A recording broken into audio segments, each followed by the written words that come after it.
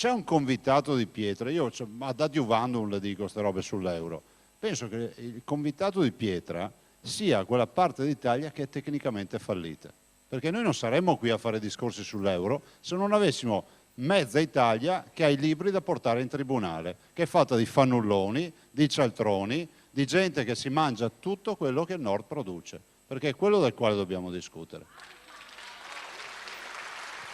Lo dico e mi permetto di lanciare uno spunto al professor Borghi. Penso che ci sia una partita che è stata un attimo trascurata. Potremmo dire, le faccio la domanda, che il Nord starebbe tranquillamente nell'euro se non ci fosse il Sud Italia?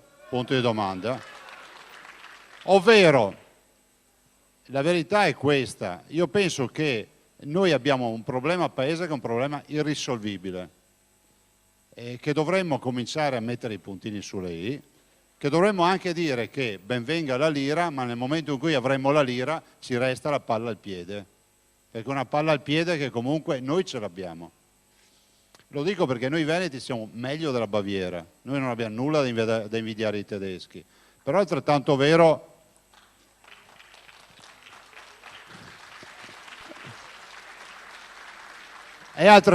che il momento è questo. Dall'altro, vedendolo dal mio osservatorio, penso che c'era Scola, che adesso ce l'avete voi, il cardinale Scola. Scola diceva che questa è una crisi delle coscienze oltre che essere una crisi economica. Io ci metto anche che è una crisi del modello democratico. Questo modello di democrazia non funziona più. Questo modello di democrazia non funziona più, è la democrazia dei veti, è la democrazia dei tecnocrati che comandano a prescindere dal fatto che non siano stati votati, perché poi questo è quello che ci troviamo davanti. È la democrazia della Banca d'Italia che decide. Noi avremo un'assemblea sabato mattina, abbiamo il terzo polo bancario italiano che è Veneto Banca, e Banca d'Italia manda gli ispettori e decide che dobbiamo cambiare l'amministratore delegato, il presidente, tutto il consiglio di amministrazione, e noi ovviamente non stiamo lì supini ad accettare queste cose. E io ho l'impressione che dovremo fare una grande battaglia che non si concluderà solo con il no euro, con la partita del no euro. Noi siamo pronti, abbiamo le amministrazioni. Dico un'ultima cosa, lo dico, ve ne approfitto, che qua ci sono l'80% dei dirigenti della Lega.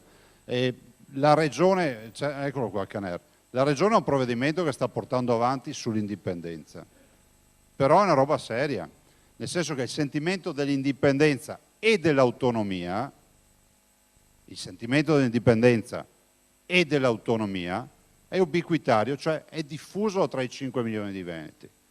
Dico indipendenza perché significa la secessione del Veneto dall'Italia, e l'autonomia perché significa avere uno statuto come quello che hanno a Bolzano, 9 decimi del tasse restano qui. Allora, il Consiglio regionale interessato a questo sono 6 mesi che è una legge in discussione.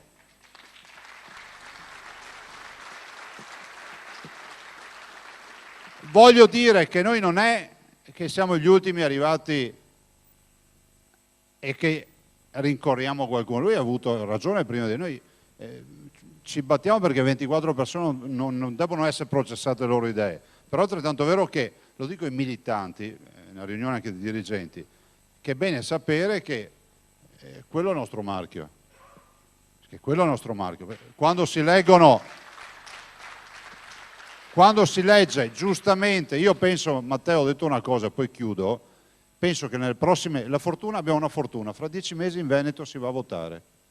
Quindi io spero che fra 10 mesi non ci siano forze extraparlamentari in Veneto. È bene che tutti espongano le proprie idee, si organizzino, facciano la campagna elettorale che vogliono, si alleino con chi vogliono, però alla fine il Veneto dovrà avere una nuova coalizione, una nuova squadra, ed è bene che siano rispettate le idee di tutti. Però è altrettanto vero che dobbiamo prendere atto anche che c'è chi dice che correrà contro di noi.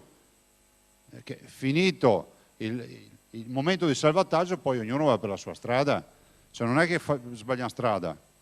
Attenzione che noi non abbiamo mai sbagliato strada. Tutto qua. Grazie, buonasera a tutti.